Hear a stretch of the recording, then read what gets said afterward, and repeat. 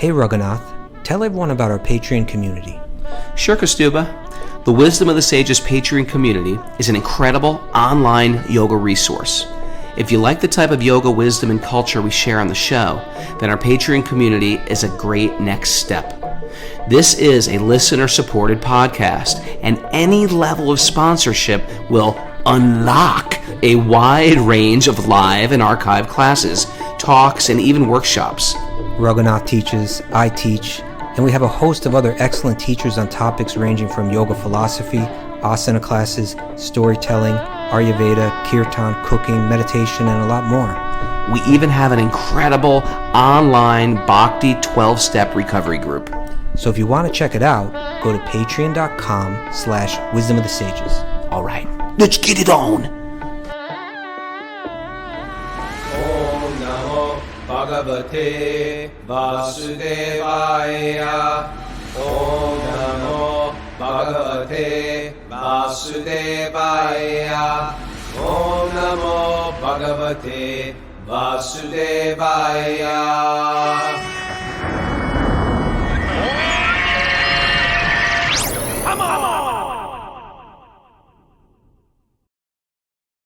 Live from Super Soul Farm, this is Wisdom of the Sages, a daily yoga podcast with your host, Raghunath, and co-host and senior educator at the Bhakti Center in New York, Kastuba Das.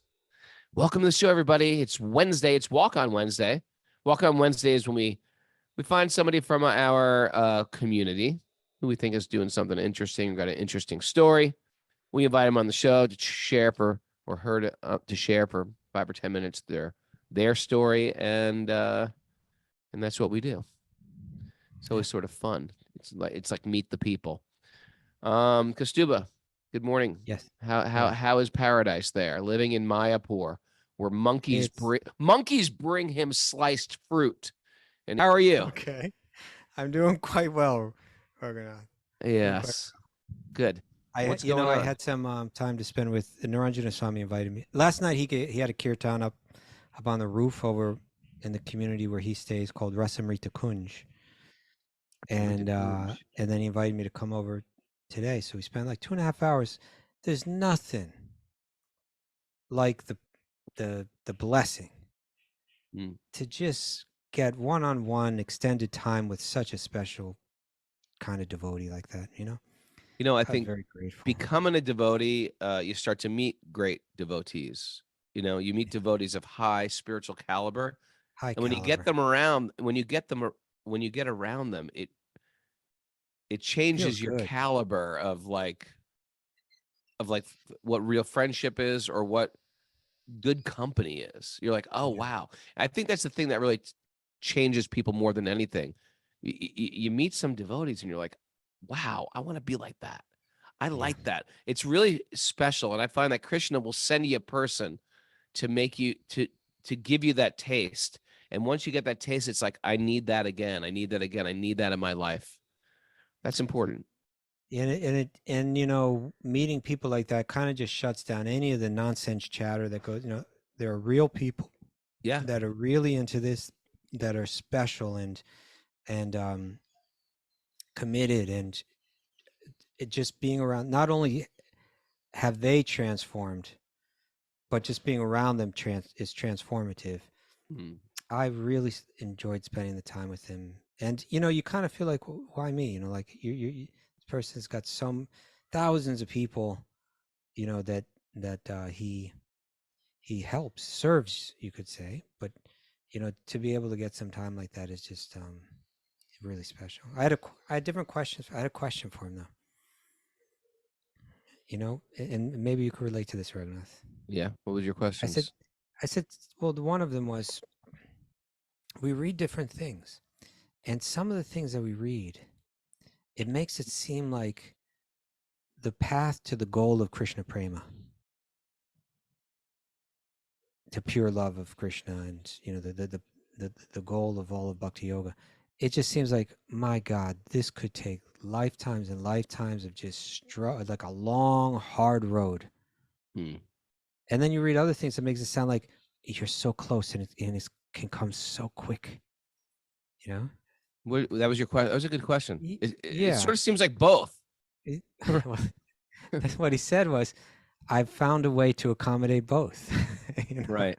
And I think in one sense, it almost sounds like it's not an answer, but in another sense, it's the most profound answer. It's like, it's somehow both. It somehow can potentially take forever, or it somehow could be like a blink. And maybe in some ways it's both too. Mm-hmm. Yeah. Mm-hmm. Yeah. But anyway, I had a wonderful time talking with him, sharing my life, what I'm going through, what I'm doing. It was nice. It's beautiful.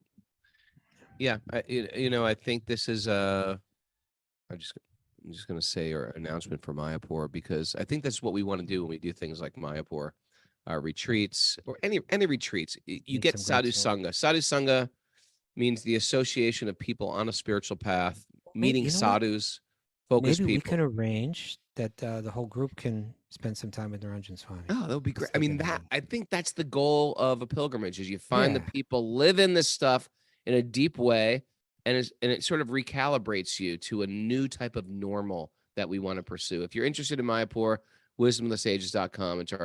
It's our first retreat we're doing in Mayapur, and I'm looking forward to it. If you're into bhakti and Krishna bhakti especially, it's a mind-blowing place. And we got a good group of people coming, and space is really limited. So if you didn't register, show on up. Anyway, let's any announcements before we bring on Connor? Nah? Did you just say nah? No announcements. Well, we got back to recovery group meetings today at 1 and Okay. 9:30 p.m. All right. So there are announcements. All right. So we have Connor. Welcome to the show, Connor. Hi, Krishna. There's How about Connor. and Connor, where are you? In Philly, Jersey? Where are you? So I live in South Jersey. I was born in Trenton and lived there, but I moved down to South Jersey a couple years ago, and now I live about like 10 minutes outside of Philly. So my whole little You live in crew is the Camden, Philly New crew. Jersey. Like right outside of Camden. A little nicer Camden's area. Tough town, Connor. So's Trenton. So is Trenton. Are you kidding?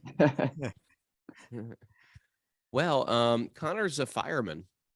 Yeah. And I thought it'd be interesting to bring a fireman on the show, because firemen have to deal with tragedy, death, loss, especially. Can you first just briefly share how you got into bhakti, what's your backstory a little bit, and maybe Came something to the podcast. how you came to the podcast, and tie it all in. Yeah. All right. I'm gonna try to make this short because I can go into a long story and start talking. But No, we'll cut you off. So about 2 years ago on Christmas Eve, actually, I got hurt at work at a fire, and it was bad. It's kind of very scary for me. It was one of those moments where I was kind of like, okay, this is it, Connor. Like, you might have pushed it a little too much, type thing. And These are the heroes right here, Raghunath. Wait, so you pushed it means what? You're going deeper into the fire or something? yeah, just kind of like push the limits, of kind of like, okay, maybe you went a little too hard trying to do your job right now. And Right. it was also a very hard time in my life. I struggled with addiction my whole life. When I was like younger, as a teenager, I struggled with drugs and substances, and then the fire department got me down the road of alcoholism, which Really? yeah, it's a big thing in the fire department, police world. And I didn't realize that. yeah, and at that time too, right before that happened, I had this kind of moment where I was taking a look at my life, and I had at that time this job that I never thought I would have. I barely graduated high school, so I never thought I would have like such a rewarding job that offers me so much. I had a girlfriend at the time who had a son that I was raising, so I had like a little family. And then I also had a house that I just bought for this little family. So I had all this stuff that I never would imagine, but my life was in chaos and I was still so unhappy. Wow. So that's when I decided to cut kind of the thing that seemed to be the factor, which was the drinking and all that comes with that. So So I was about 2 months of cutting out drinking, which already put me in a weird place with the fire department. Guys kind of looked at me a certain way because it's a big thing in the culture. So Never thought about that. There's fireman peer pressure. yes, very much so. Wow. But so I was They've come to terms with it now. Like maybe you get to that. You get to that. yeah, Maybe. We're kind working of. towards it. Okay. Yeah, so I was about 2 months sober. My girlfriend at the time, who had the son that I was raising for 3 years, he was 1 when I met her, and like he was 4 then. She left me just from like problems. So I was kind of at a really like, these things that, were what defined me were kind of taken away from me. I was kind of feeling in a little place, but I still had to work. And then Christmas Eve came along and I got hurt at that fire, and I ended up having to be like rescued by other firemen and taken out of the building, and like went to the hospital. And I was sitting at home Christmas Day, and I was kind of just spiraling in my head because, my identity was I was this fireman. That was my whole life. We're talking about that the other day. Yeah. Just yesterday, I think. Yeah. Yep. Inside, outside of work, I was a fireman. And that's kind of what they like ingrain in your head when you're in the academy. We do like a 15-week academy when you get hired. And it's kind of like beaten in your head, like, you're a Trenton fireman, you're a Trenton fireman. Like when you're out of the job, you're with your brothers. When you're on the job, you're with your brothers, which is, it's and it was really what I was looking for at the time. Because, when I found the job, I didn't really have that like close-knit family brotherhood. So I really latched on to that, but that was all taken away from me. And I ended up being injured. Yeah, because I was injured, because I couldn't go to work anymore, and I knew I was going to be out of work for a long I knew it was time. bad. Yeah, I was total out of work for almost 6 months. Wow. Okay. And it's kind of like one of those things where like the first week guys are like calling you and checking on you, and then like 2 weeks go by and you realize, the Trenton Fire Department's Life goes on. getting on without Connor. The places are falling apart. So I got into a very dark hole of kind of just like deep depression. I didn't really know. I kind of came to realize that, I didn't really know who I was really anymore. And it got to the point where, to be honest, I got to the point where I was like thinking like self-harm. It was dark for me. And I ended up taking that though. And luckily, through having like great influences like my stepfather, who's worked the 12-step program, I decided to dive deep into the 12 steps in AA. And it pointed me to, the spiritual path. So while I was hurt, I started diving into meditation. And it was kind of where the first concept, the first time I ever heard kind of like, you don't have to believe in this God. You could believe in anything, just believe in something higher than yourself. And that kind of blew my mind, because I grew up in kind of like, being forced to go to church, Christianity, and all this stuff. It was like, you believe in this God, and if you do this, you're a sinner, and if you do this, you're a saint. And I was always like, well, I do all this stuff, so I'm a sinner, so why even bother? I was like, They didn't have the dented can thing over there. Yeah, no, it's kind of like if you live in like this, you're a sinner. I'm like, oh, well, I'm a sinner, so who cares? But so that opened my eyes to that. And through being hurt, I ended up meeting this great gift in my life, who is just Amanda. I met her, and she's a friend of my sister's, and she came into my life, which was a true gift. And we started kind of going down this like spiritual. She's like a weird crystal girl, so I was like, oh, this is kind of cool. Let me start weird crystal girls. Yeah, I was like, let me start getting into this. And then from there, we found a yoga studio by my house, and I met my yoga teacher, Justin Riley, at Yoga Rebellion. Oh, he's great. Love him. And yeah, and I had to shout him out because I owe him everything. He changed my life. He introduced me to this podcast and you, Raghunath. He introduced me to Bob Healy, brought me to one of his kirtans, and it changed my life. Hearing this podcast and then meeting Bob and hearing kirtan for the first time, it just awoken something inside me that just changed my life. And I was really honestly never the same again. And I was all right with it. I was like, this is what I want. I want, there's something to this stuff that I'm hearing about devotional life and living your life a certain way. Another example of tragedy is the crack that lets the truth comes in through. Yeah. What a glorious tragedy, that injury slowed everything down. And shout out to Justin Riley and Bhakti Vinod. Just Amanda is listening too. She's and just Amanda's here too as well. I could imagine that business as usual for you could be disaster, life-threatening emergencies, witnessing the real innocent dying. Have you been in the midst of great tragedies and loss like that in the course of your work? Yeah, unfortunately, but like kind of on this path, fortunately, I see it on the regular, really. We see it on the regular. Wow. Yeah. There's something incredible, and all our emergency workers out there and EMTs who listen to the show, it's like there's something like glorious in what you do, and there's something incredibly, I won't necessarily say it's Krishna conscious, because you can have that experience and not be God conscious, but there's something incredibly sobering about the tragic existence of the material world when you have a job like that, because you're seeing tragedy on a regular basis. You're seeing heartbreaks on a regular basis. You're seeing, broken dreams and broken hearts on a regular basis. And it punctures the romance of the material world. And when you blend that with a spiritual path, I really feel like it can be a real trampoline springboard up for your spiritual life as well. Because there's no false illusions like the world's a great place and, oh, we're at war now. The whole world is at war. The whole world is tragic. The whole world is, I don't mean to give you a good morning here, but it's a tragic world when we're living in the surface of the world.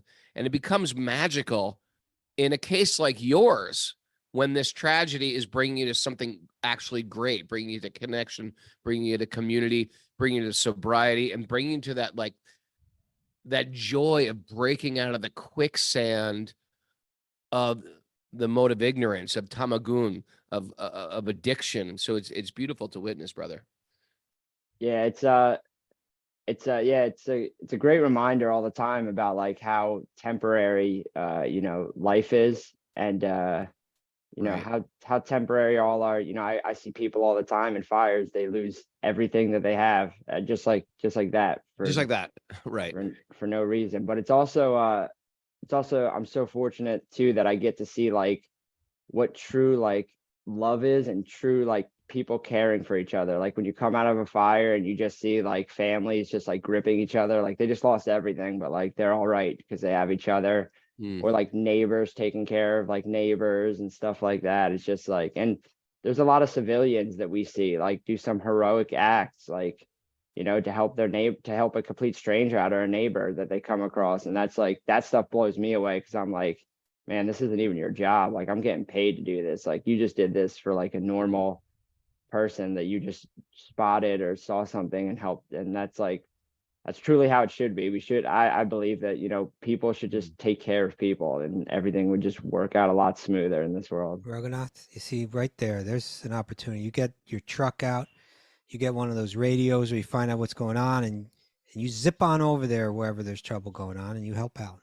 Yeah, you could be part of the Mayapur Fire Department too. Do they have fires there in the spiritual world? Fires all over the place. They're burning things all the time in India. Connor, anyway, this is impressive, and I've got some bad news for your fire department. Is as you become more and more God conscious, it changes the atmosphere of the fire department. You just can't help it. It's like when they put Haridas Thakur in jail, all the prisoners started chanting Hare Krishna. That's a problem with saintly people and people changing their life. They have an effect on everybody around them. And so have you keep been having doing an what you're effect doing on the people there? Any stories?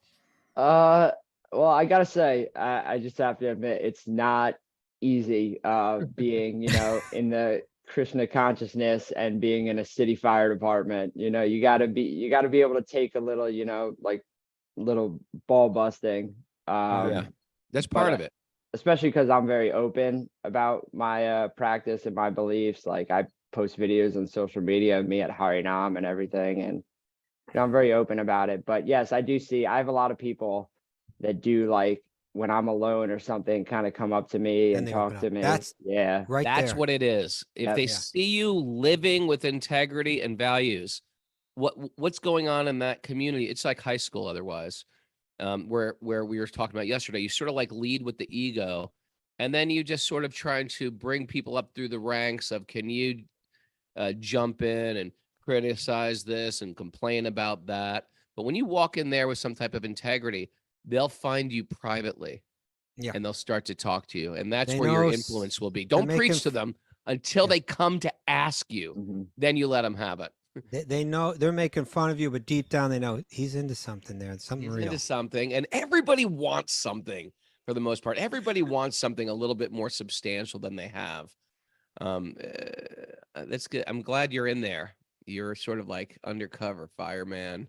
You're undercover secret agent for Srila Prabhupada and the Vaishnavas. Congratulations. I appreciate that's an honorable title. I appreciate it. Thank you. Thank you, Connor. The undercover agent. Thanks, Connor, for joining us. Back to you, Kostuba. All right. Well, you want to get into the Bhagavatam then? Yeah, let's get into the Bhagavatam. It's getting good now. There's a New chapter today. child who's died, and he's gonna do something crazy. It's gonna be some Christmas miracles here. He's gonna come back to life. All right. That happens. Rayanam namaskritya naram chaiva narottamam devim saraswatim vyasam tato jayam mudirayet. Before we start in the Srimad Bhagavatam, which is our very means of conquest, one should offer respectful obeisances to the Supreme Lord Narayan, and to Narayan Rishi, the supermost human being, unto Mother Saraswati, the goddess of learning, and to Srila Vyasadeva, the author. Nasta prayesha badreshu nityam bhagavat sevaya bhagavati uttama bhaktir bhavati naishtiki, by regular attendance in classes on the Bhagavatam and by rendering service to the pure devotees. All that is troubles from the heart will become eradicated, and loving service to the Supreme Lord, who is praised with transcendental songs, will be established as an irrevocable fact. Om Jnana Timarandasya Jnananjana Salakaya Chaksurun Midatam Nena Tasmai Shri Gurave Namaha. I was born in the darkness of ignorance, and my teachers are opening my eyes. With the torchlight of knowledge, I offer my obeisances at their lotus feet. Reading from the Srimad Bhagavatam, Canto 6, Chapter 16, Text 1, entitled King Chitraketu Meets the Supreme Lord. All right. But Pretty before exciting. then, It's like other far out stuff is going to happen. other thing. Yeah, it doesn't get any more far out than this story here. This is so mind blowing what happens here. Sometimes I'll hear a Christian guy say, well, yo, yeah, has your Lord ever resurrected from the dead? Ever hear people say that? Yo, yeah. Has he ever resurrected from the dead? Yes. Are you Matter of fact, kidding? all kinds of people He are. manifested into a boar. Has your Lord ever manifested into a boar? Turtle, tortoise, huh? Turtle, horse face, man, half lion, half man, bringing kids back to life, levitating swamis. We got you. We got the miracles down. Dwarf, yeah, there. Dwarf, sometimes a dwarf. All right. This is So just to remind everyone, King Chitraketu is the previous life of the Asura, the demon Vritrasura, who was somehow a pure devotee. Shukadeva Goswami asked, or I'm sorry, Maharaj Pariksit asked Shukadeva Goswami, how is it that Vritrasura became a pure devotee? He was a demon. He was born in a demon family. Ow. We went to his previous life. He was King Chitraketu. He was dying for a son. He finally got one, and then the son was killed by the co-wives. And then he's suffering intensely. He's wailing on the ground, and two sages come up in disguise, Angira and Narada, and they speak very clear truth to him. They speak that they give him those Jnana Chakshusa, the eyes of wisdom, the eyes of knowledge. And he's like, wow, you are great sages. You're really helping me. Now Narda said to him at the end of the last chapter, I'm going to give you a mantra. You're going to chant this mantra for 7 days and you're going to see Krishna. Really? Okay. But before that, he does a totally mind-blowing thing. And that's what we're going to read about right now. Text 1. Mantras change your vision. It's really true. You know? Maha Mantra works. You know, that's my realization this morning. The Maha Mantra works. You got to work it. To the degree that you want to get closer to Krishna, he starts to move closer to you. And then if you feel like, I need to step back. People say that a lot. I need to step back from Krishna. You know, I need to take a step back from religion. I need to take a step back from the institution. Generally, what they mean is, I don't want to follow the principles anymore, but I need to step back. Guess what? Then Krishna will step back. Krishna's kind like that. You don't want Krishna, he'll be like, okay, that's good. And he can create this whole fantastic world and philosophy. He'll give you intelligence to forget about him. Yeah. Isn't that amazing? But Yeah. as soon as you go closer again, he's waiting and he'll come a little closer too. It's magic like that. The holy name, which is so powerful, the worship of the deity, the going to the holy places, it all seems like the most important thing in the world. And it's bringing you higher to this new higher type of taste. But whenever you don't want it, those same things that you value, your japa beads, going to a holy place, going spending time in India, waking up early and chanting, it seems almost like repulsive. That's the problem. That's the problem with being in Maya. It makes the greatest things in the world seem unattractive. That was my morning's realization. Thank you. Well, chanting job. I thought I'd share that. Sri Sukadeva Goswami said, my dear King Pricket, by his mystic power, the great sage Narada, brought the dead son into the vision of all the lamenting relatives and then spoke as follows. Yeah, so, excuse me, we got to remember what's going on here. There's still a lot of people in that room. It's a room's packed with wailing, crying, hysterical ladies and the father. Including the co-wives who just poisoned this child. Now they must have been like, whoa, the kid's back. Well, they didn't get there yet, but they're about to be like, oh, God, I hope the kid doesn't say who did it. I bet they're worried about that. It just said he brought the dead son into the vision of all the lamenting. I know, but I'm just saying, I hope they're probably thinking the kid's going to rat them out. That's what I'm saying. Oh, okay. That's what I'm saying. But the kid's not interested in ratting anyone out. Imagine how nervous they were, those co-wives. That's my point. Right. Because you died untimely. No, text 2. O living entity, all good fortune unto you. Just see your father and mother. All your friends and relatives are overwhelmed with grief because of your passing away. He's holding this baby body. Because you died untimely, the balance of your lifetime still remains. Therefore, you may re-enter your body and enjoy the remainder of your life, surrounded by your friends and relatives, except the royal throne and all the opulences given by your father. So he's saying you got your parents, they're right here. You can step into the role, be the prince, eventually be the king. Let's see. By the mystic power of Narada, the living entity re-entered his dead body for a short time. It's all real, Ragnar. Yeah. And spoke in reply to Narada Muni's request. So imagine that you're holding a dead body and all of a sudden starts to wink and move his fingers and lick his lips, squint up, try to focus, right? That's what's happening right now. By the mystic power of Narada, the living in Mara, where am I? That's it. According to the results of my fruitive activities. So this is the child speaking. This is the child speaking. Yeah. Imagine the child. That's the first thing out of his mouth. According to the results of my fruitive activities. That's pretty peculiar. I, the living being, transmigrate from one body to another, sometimes going into the species of the demigods, sometimes to the species of lower animals, sometimes amongst the vegetables, and sometimes to the human species.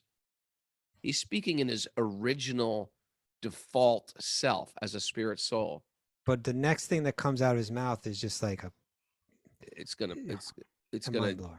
right. Therefore, in which birth were these my mother and father? No one is actually my mother and father. How can I accept these two people as parents? Ouch. Yeah. There's the sting of existence and our attachment severed once and for all.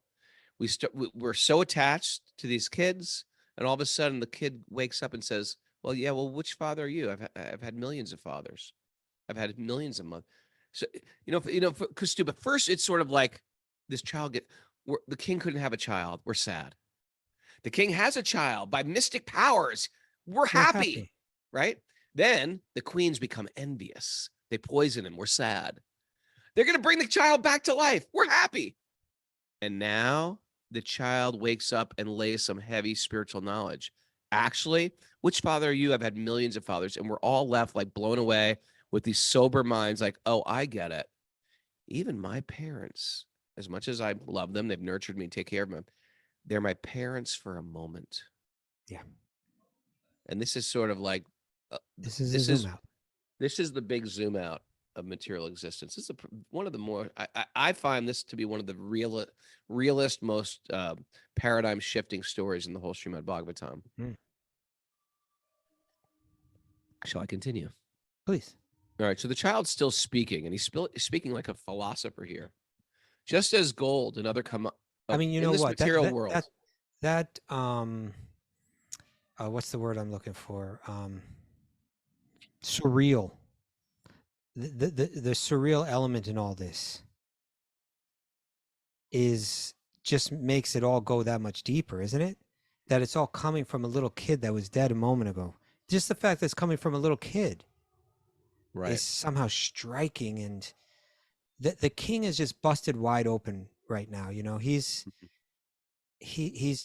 whatever shell that he had of prestige, whatever shell he had of seemed like he's in control, whatever shell he had of like I'm enjoying the material world, it's all cracked wide open. Right. And this surreal display going on in front of him is just like where it's just pure truth coming through. He's just so ripe now, Yeah. All right. And so here is this child. I mean, this would be a great movie. You know what I mean? Oh, yeah. Enactment. In this material world, there's the kid speaking, which advances like a river that carries away the living entity. All people become friends, relatives, and enemies in due course. They also act neutrally.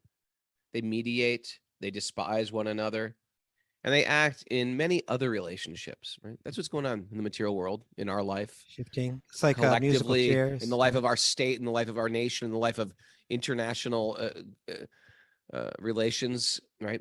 Nonetheless, despite these various transactions, no one is permanently related. You're not related to your tribe deep down. The real relationship is we're spiritual beings. We're not related by politics. We're not related by ethnicity, race, gender, etc. Just as gold and other commodities are continually transferred from one place to another in due course of purchase and sale, right? So the living entity, as a result of his fruitive activities, wanders throughout the entire universe, being injected into various bodies. Interesting way to put it. In different species of life by one kind of father after another. And he has this whole different reality. Why don't we read this commentary, Raghunath? Sure. You know what? Open Bhagavad Gita chapter 15. This is good. It has already been explained that Chitraketu's son was his enemy in his past life, and now has appeared as his son just to give him more severe pain. Amazing, huh? Yeah.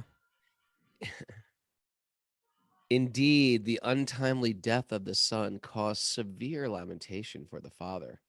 One may put forward the argument, if the king's son was his enemy, How could the king have so much affection for him? In answer, the example is given that when someone's wealth falls into the hands of his enemy, the money becomes the enemy's friend. Oh. Then the enemy can use it for his own purposes. Indeed, he can even use it to harm its previous owner. Therefore, the money belongs neither to one party, nor the other. The money is always money, but in different situations, it can be used as an enemy or as a friend. Very So interesting. we're born in one body and we're part of one group. We're born in another body, we're the enemy of that group. Mhm. Should I keep reading? Yeah, I'm just pulling up those nice chapters of the Bhagavad Gita. So, as explained in Bhagavad Gita, it is not by any father or mother that the living entity is given his birth. The living entity is a completely separate identity from the so-called father and mother. By the laws of nature, the living entity is forced to enter the semen of a father and being injected into the womb of the mother. He is not in control of selecting what kind of father he will accept. Prakrite kriyamanani. Bhagavad Gita 3:27. The laws of nature force him to go to different fathers and mothers, just like a consumer commodity that is purchased and sold. Therefore, the so-called relationship of father and son is an arrangement of prakriti or nature. It has no meaning, and therefore it is called illusion. Amazing. I remember the first time before I was a devotee, I walked into a temple. Guess who was giving a class? I have no idea. Guru Kripa Prabhu. Okay.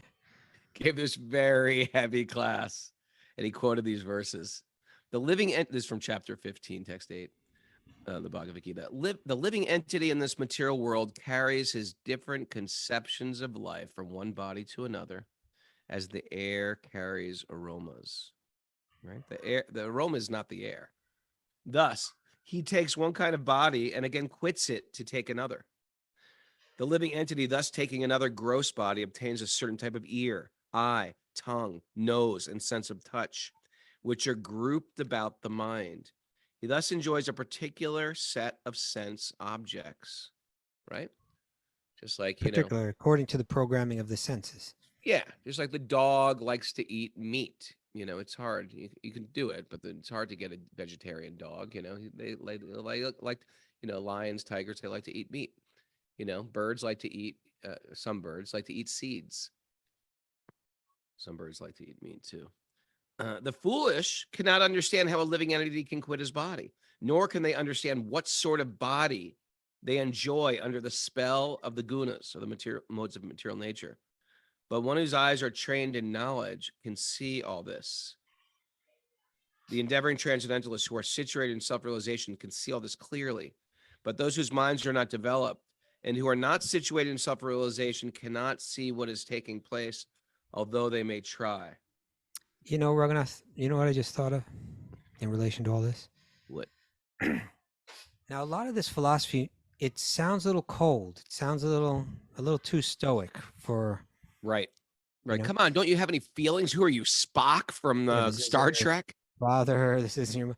But think of it like this. Let's say you had a famous actor or actress, right? Yeah. So they play a role, like on a television show or in a film. Yeah. And people may fall in love with them in that role, I get you. You're following? So then... So get you. Yeah. So then if you meet that person and you start relating to them as if they're that character, you don't really love that person. You love some artificial projection that really has nothing at all to do with them. Love where you're going with this. Okay. No, because there's layers of this here that we can extract. So, keep going. So these two sages, Angira and Narada, what they're saying sounds like it's cold and it's like against love or something. But what it's really doing is it's opening in the... If someone came and said to you, hey, get it through your head, this is not the character from the television show. This is a real human being with their own thoughts and feelings and and activities and qualities. If you want real love, then you need to know this person, and you need to break out of the illusion that there's someone that they're really not. Sure. And the king loved this boy because he's my son. And the boy's saying, I was just temporarily playing a role as your son. That was a drama that was playing. Yeah, that was a drama that was I playing. was acting as your son. Don't you get it? But We barely the know each sages- other. Yeah, but the sages Angira and Narda, because they've been able to look at life with that stoic insight, now they've gone beyond the illusory externals, and they can actually love every living being. They can see past all of the temporary roles and connect with the soul underneath. They're not less loving than anyone else. They're actually truly loving. Whereas, over here you got the king, he's up 1 minute and down the next. You got co-wives that are poisoning children. You got all these. It's all illusion, You like that one right now? I love that. I love that one. I'm having a mental breakdown here, but I've got something good to say. When we we grew up, you and I, in love with people like O.J. Simpson, Bill Cosby. OJ. Okay. Let's go to O.J. Let's take this to O.J. this morning.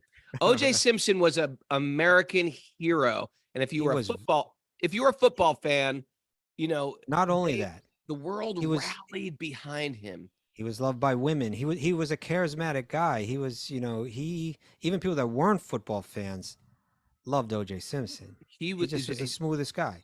They hired him for like Hertz, rent-a-car commercials, and he was just like, he could sell anything, and everybody loved him. Kids loved him, women loved him. He was a sex symbol, a sports athlete, that untouchable. But then behind the public persona, there's a real identity, and he did something criminal. Right? Did they ever get him for that? I don't even remember. They didn't get him for that. They eventually got him for that was a pretty big trial. You know what? I was tuned out. Was I living in the ashram at that time? I was like out of it. We were in the ashram. We were in the ashram during OJ, so I didn't follow it. He was found not guilty because, his lawyer brought out the glove and the whole thing. But later he got busted for something else and did some time. Right. But he's back out now. Okay, so my point was, there is a public persona that everybody knows, but we don't really actually know what and love, but we don't actually know him. Similarly, we grew up on Fat Albert, The Cosby Show, Bill Cosby. I had a Bill Cosby LP of comedy records, and then there's all this other stuff comes out that is actually a real person that's behind the scenes performing some atrocities. So, and it's hard to even convict a person because publicly we loved him so much. We didn't even want to accept it. Yeah. Of course, you can flip it the other way and say they're like actors that play villains. That are actually good people. That are the sweetest people you'll ever meet. Or actors that play like goofballs, but when you talk to them, they have like a sobriety and they're intelligent, they're good looking, but they Pee Wee Herman or who's the guy I just saw? I was like, well, this guy's a hunk, and I thought he was like look crazy, but when he was, who's the guy I was just thinking about is a hunk in real life? I can't think. Anyway, it'll come. But anyway, I want to take this to a next level now.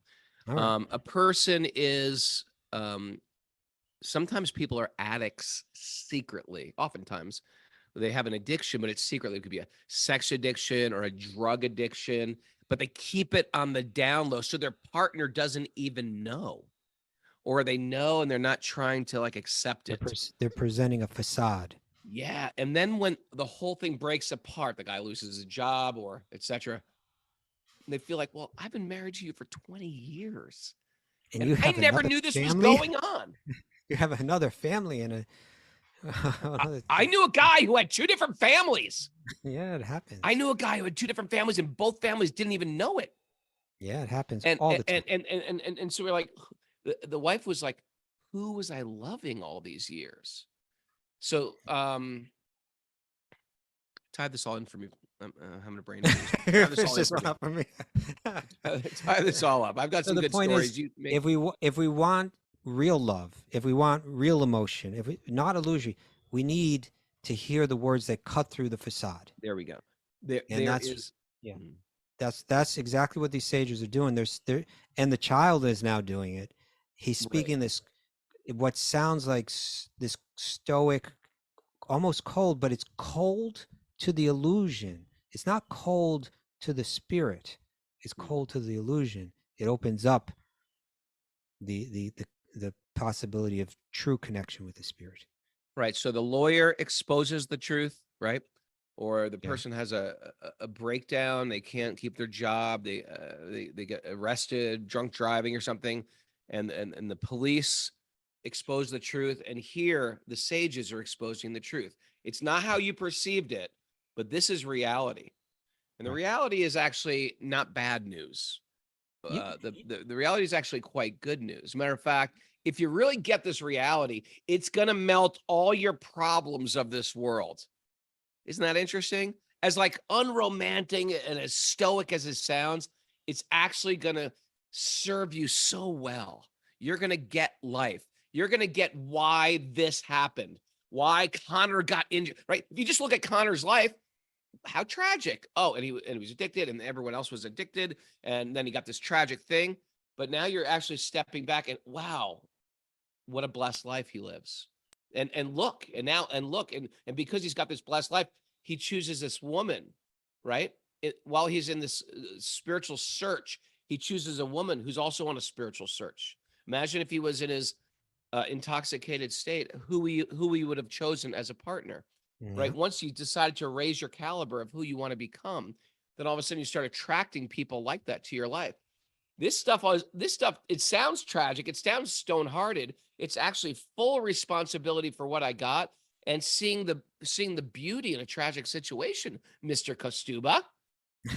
And you know what we're going to see, and it's really beautiful, is that Chitraketu, he's going to get so rocked by this, but rocked in such a good way where his just illusion is crushed and he sees the truth.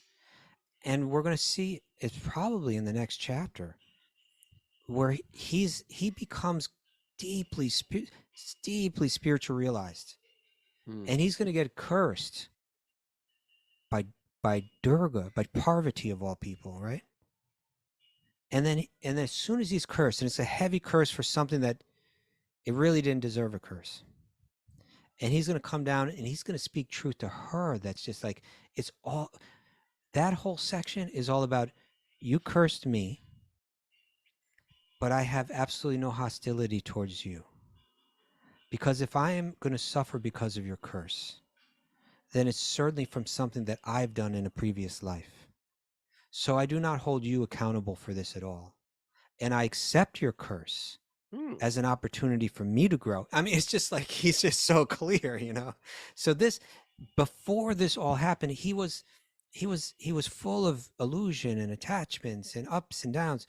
This tragedy and the knowledge that's being spoken, this apparently cold knowledge, is going to make him the softest hearted, most deeply realized bhakti yogi. You know, it all plays out so beautifully. Imagine a magic mirror where you look in the mirror and you see the faces. Because every time I look in the mirror, I expect to see this face. But imagine every time you look, you've got and you become convinced you're this face. But every time you look, you see another body you've had. That'd be interesting. That'd be a good thing for time lapse. Be a good thing for a what's that show you watch all the time? Twilight Zone. Twilight Zone. That'd be a good Twilight Zone. Miss Mara, trivia question, quick. See if you got this one. What does Parvati mean? Daughter of Parva. What? Close. Parvat, the daughter of the mountain. She's Yeah. okay. Pretty good. Pretty good. Mountain girl. Mountain girl. Mountain girl. All right, you guys want some takeaways? I was impressed with that, by the way. Oh, thanks. Mara gets it Have right good all the teachers. time now. He gets them right every time. Good teachers. After a while, We got to bring more of the hot seat back on the show. Yeah, let's bring the hot seat back. Let's throw Catherine A on that hot seat. Yeah, let's Train get- her up. Oh, suddenly Maris is like, yeah. Get other people nuts. Oh, by the way, we got little Karuna here saying, hashtag, today I have a father and tomorrow I will have another one. Oh, you could blow your parents away with this kind of stuff, Karuna. Tomorrow. Those are the takeaways she's putting You on are the board. not my father. You just spoiled it. It's okay. Oh, I'm sorry. It's a good one. You That was can't- that they do takeaway. that That's every right. show. Alright. You got to read the message board more. Sorry. All right. Sorry about that. Some other takeaways. It's okay. Recalibrate your normal by spending time with great souls. I like that one. I like it. Recalibrate your normal. Okay. Recalibrate your normal. This one's a repeat, but it's good. Tragedy is the crack that lets the light in. Mm-hmm. It's a repeat, but cool. There's magic in this tragic material world. Do you believe in magic? Go. Mantras change your vision. Mm-hmm. Yeah. To the degree you want to be closer to Krishna, he comes closer to you. He does. Our children are our children for a moment. Just for a sneeze. Mm. Just for a, right? A sploosh. And then the next thing, they're your parents. The next thing you know, they got a mustache. What are you gonna do? Rocco grows a mustache. Next time you see him, Oh man, don't grow a mustache, Rocco. Taroon with a mustache. See past the temporary roles and love the soul beneath. there you go. Yeah. If we want real love, we have to cut through the facade. Chop it. Be cold to the illusion, but not to the spirit. Oh, Okay, okay. I like that. like Who wrote that. that one? Kiss Tuba. I didn't write it. But someone pulled it out. Someone pulled it out. Yeah. Okay. And And has your Lord ever manifested into a dwarf or a boar? Yeah. Huh? Huh? huh? Horse face? Resurrection? Horse face.